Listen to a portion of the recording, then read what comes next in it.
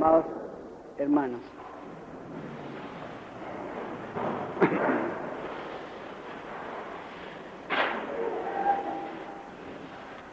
esta parábola del buen samaritano es una de las 4 parábolas capitales que hay en el Evangelio, quizá la más importante de todas, porque contiene el núcleo de toda la moral cristiana, la cual, junto con la otra noción de misterio, o sea, de Dios trascendente,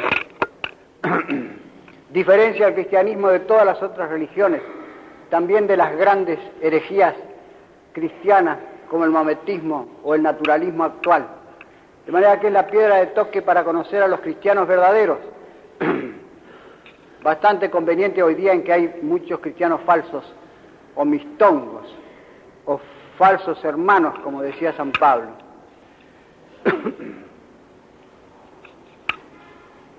El episodio es conocido, lo acabamos de oír. Un doctor de la ley pone a Jesucristo la pregunta candente en ese tiempo, para tentarlo, dice la Vulgata latina, pero el verbo original, ektei ratsein, significa tomar examen. A un profeta vagabundo, el doctor de la ley se consideró autorizado a tomar el examen. Y después se reveló que era un alma recta, pariente del alma de Jesucristo, porque se ve que conocía el precepto por lo menos y lamentaba que no se practicara, que en la práctica estuviese abolido. En efecto, saben ustedes que había en la ley de Moisés, entre grandes y chicos, como 600 mandatos diferentes, y que los rabinos con su casuística en el Talmud habían levantado el número a 6.000 preceptos, haciendo una maraña que no se podía cumplir, ni siquiera saber de memoria o conocer, de manera que los judíos salían del paso no cumpliendo ninguno, o cumpliendo los que les antojaba. Y los doctores judíos se esforzaban en ver si podían resumirlos en unos cuantos, pocos, y si era posible en uno solo. Rectamente has respondido, le dijo Jesucristo al doctor de la ley. La respuesta era: amarás al Señor Dios tuyo con todo tu corazón, con toda tu alma, con todas tus fuerzas y con toda tu mente, y al prójimo como a ti mismo. La pregunta había sido: ¿y qué te parece a ti? ¿Qué lees en la ley? Por lo tanto, ¿estaba en la ley el precepto este? Efectivamente estaba, pero no así, sino que estaba roto en pedazos, desparramado, digamos, en el Deuteronomio capítulo 6, en el Levítico capítulo 19, en algunos profetas, y Cristo no solamente no estaba formulado, Cristo lo formuló y lo destacó, lo puso por encima de todo y en el centro de todo, y añadió una cosa insólita, que fue el amor a los enemigos, que no estaba en ninguna parte de la ley ni en ninguna de las religiones antiguas. Es inútil buscarlo, porque es una cosa enteramente nueva en el mundo, original y en el fondo sobrenatural, como veremos luego. Más tarde Cristo dirá: amad a vuestros enemigos, bendecid a los que os maldicen, rogad por los que os hacen mal, haced bien a los que os hacen mal. Pero aquí en la parábola él puso plásticamente o pintorescamente este mandato de los enemigos al hacer al verdadero prójimo, es decir, al verdadero fiel, a un enemigo de los judíos, a un samaritano. O mejor dicho, el enemigo no era el samaritano, sino que el enemigo era el judío herido. Por encima de los sacerdotes y levitas, es decir, del clero de entonces, que conocía quizá la ley, pero no la practicaba, la predicaba, pero no la practicaba. El samaritano se porta como un hombre no solamente humano, sino heroicamente humano, porque ayuda a su enemigo. Ustedes saben cómo odiaban los judíos a esa fracción cismática de las 12 tribus que vivían en Samaria alrededor del monte Garitzim y tenían otra ley diferente de los judíos. Aunque los libros sagrados eran los mismos, ellos adoraban a Dios no en el templo de Jerusalén, sino en el monte Garitzim. Lo odiaban tanto que la palabra samaritano era un insulto gravísimo, peor que endemoniado, el cual insulto no se recataron de lanzárselo a Cristo, diciéndole: ¿no decimos nosotros con razón que eres un endemoniado y un samaritano?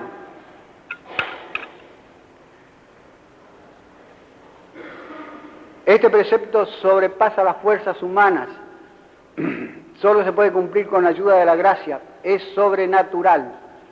Y la prueba está en que ni siquiera le pasó por el pensamiento a todos los grandes genios religiosos de la humanidad. Por ejemplo, David, que acabamos de leer en la antífona, pide a Dios que postre a sus enemigos. Y están llenos los salmos de David de imprecaciones contra sus enemigos, incluso pide la venganza contra sus enemigos. No había ni sombra de este precepto increíble de amar a sus enemigos. Entre los paganos, algunos de ellos, por excepción, eran magnánimos con el enemigo ya vencido. Es decir, no lo amaban, pero le perdonaban. Pero la regla general era el verictis, ay de los vencidos, el develare superbos, o sea, el guerrear contra los enemigos, contra los indóciles.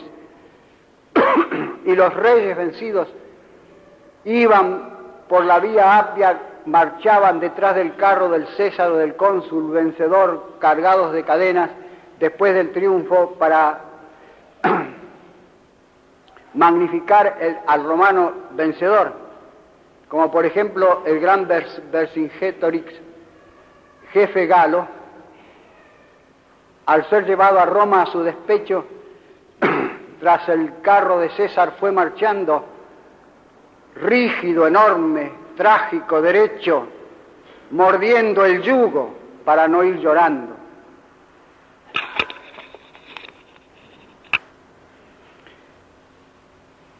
Un presente a esta parábola de Cristo podía haberse preguntado: ¿y qué va a hacer ahora de este precepto imposible? Se caerá, se hundirá en el abismo del olvido como tantas otras generosas utopías. Y el precepto perduró hasta nuestros días, ha durado 20 siglos, y educó paulatinamente a la Europa, formando la raza blanca a la cual pertenecemos, que es la única raza civilizada que existe en el mundo. Solamente la Europa civiliza, dijo un poeta argentino. Más estrechamente dijo: solo el Mediterráneo civiliza.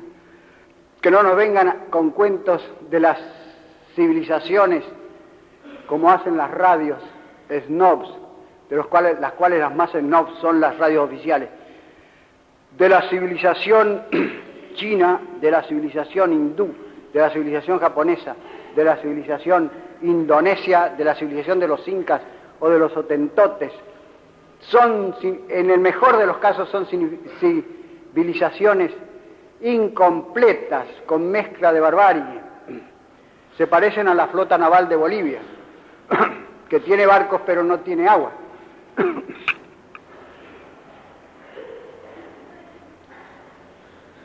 Este precepto predicado a todo el mundo y practicado por lo menos por los santos, creó paulatinamente en el mundo occidental unas cosas que a nosotros nos parecen ahora naturales, pero eran terriblemente en contra del espíritu pagano y el espíritu judío. O sea, el concepto, por ejemplo, de guerra justa, el concepto de gobierno justo, el concepto de trato justo entre los convecinos y entre los connacionales, e incluso el trato justo entre las naciones, que son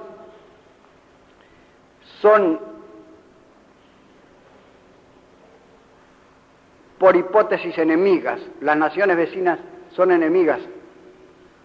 Recordemos la terrible enemistad atávica hereditaria que existe entre Francia y Alemania. De suyo el hombre natural considera al extranjero como un bárbaro.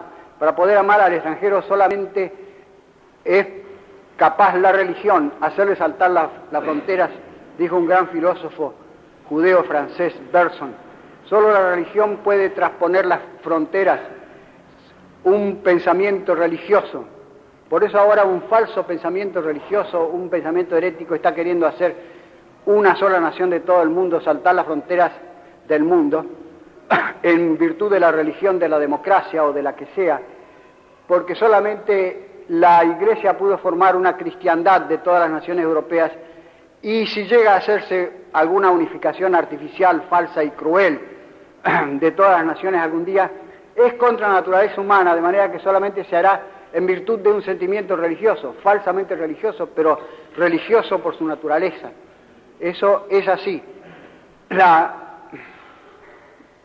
La predicación de este precepto fue formando en una palabra lo que llamamos la humanidad, contrapuesto a lo inhumano, que los antiguos conocieron con el nombre de humanitas, o sea, un conjunto de virtudes, benignidad, lealtad, franqueza, sinceridad, que ellos conocieron e inscribieron en el número de las virtudes, pero no practicaron sino en forma mínima, como decía antes, por excepción en algunos héroes como Temístocles o Julio César, y nunca se constituyó en uso general y en ley general.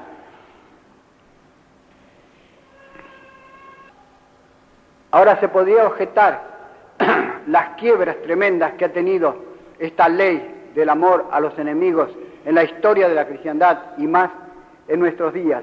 Pero esas quiebras propias de la fragilidad humana y de la perversión humana no han abolido jamás el precepto, porque la malquerencia, la hostilidad, la crueldad han sido reprobadas siempre en el pueblo cristiano e incluso por la conciencia de los culpables de ellos, de manera que la ley se mantenía, aunque aún en la forma negativa de remordimiento, como por ejemplo vemos en el ejemplo eximio de la conducta de San Ambrosio con el emperador Teodoreto, el cual había hecho pasar a cuchillo en un arranque de ira no muy injustificado a los de Tesalónica, a los habitantes de Tesalónica que se habían sublevado, es decir, había cometido un acto de crueldad, se le había ido la mano en la represión de la sublevación, y al volver a Milán, San Ambrosio lo echó de la iglesia y lo obligó a estarse a la puerta de la iglesia vestido de saco, como decían, es decir, de arpillera, vestido de un mameluco, diríamos hoy, pidiendo perdón a todos sus súbditos que entraban y salían de la iglesia y pidiéndole que rogasen por él, hasta que el obispo quiso perdonarle y volverlo a la comunión, es decir, lo excomulgó, pero en forma bien efectiva, lo cual es un rasgo maravilloso, increíble, milagroso, dado el poder que tenían los emperadores, el temor que inspiraban y las costumbres rudas y salvajes de los romanos en la guerra. Estas cosas repetidas a través de la historia de la Iglesia fueron las que mantuvieron el precepto del amor a los enemigos en vigencia hasta ahora. Este precepto en el fondo es el que mantiene la prosperidad y la cohesión de las naciones cristianas, de tal manera que se puede decir que cuando florece, las naciones cristianas florecen, y cuando decae, las naciones cristianas se embarullan y decaen también. Porque dijo Aristóteles que lo que mantiene a las naciones unidas es la amistad, que la política verdadera se basa en la amistad. Por el contrario, la discordia es la que desagrega, desintegra a las naciones. Ahora bien, este precepto de amar a los enemigos es fácil decirlo, pero es muy difícil de hacerlo en la práctica, puede darse que nosotros creamos haber perdonado a veces y en realidad en el fondo de nuestro corazón no haber perdonado. Puede ser que creamos amar a un enemigo y en nuestro corazón, en la subconsciencia, como dicen ahora, tengamos resentimiento contra él o nos alegremos cuando le sucede una desgracia. Por lo tanto, lo mejor de todo es enseguida ponerse a orar por los que nos ofenden o nos dañan, como le mandó el cura Olesio a mi abuela doña Magdalena, la cual pasó un año entero sin confesarse, como alguna vez he contado, porque sentía odio hacia los enemigos, hacia los asesinos de su hijo, mi padre, y como buena italiana sabía que en esa disposición no podía ser absuelta, hasta que al fin se decidió ir al confesionario, y el cura Olesio, como buen italiano también, la absolvió, pero mandándole que rezase todos los días como penitencia por el comisario Lonzón, por el subjefe de policía Santa Cruz y por el jefe de policía Ulibarri. Y yo, siguiendo el ejemplo de mi abuela, si me perdonan que me traiga a colación a mí mismo, todos los días en la misa rezo por mis bienhechores y por mis malhechores, los cuales malhechores no sé quiénes son, pero en realidad mis malhechores son toda esta nación injusta y embarullada, y mis bienhechores también son toda esta nación en lo que todavía conserva de cristiana, de manera que los que me hacen daño a mí no son la patria, sino que son la no patria, y no la no patria de afuera, sino la no patria de aquí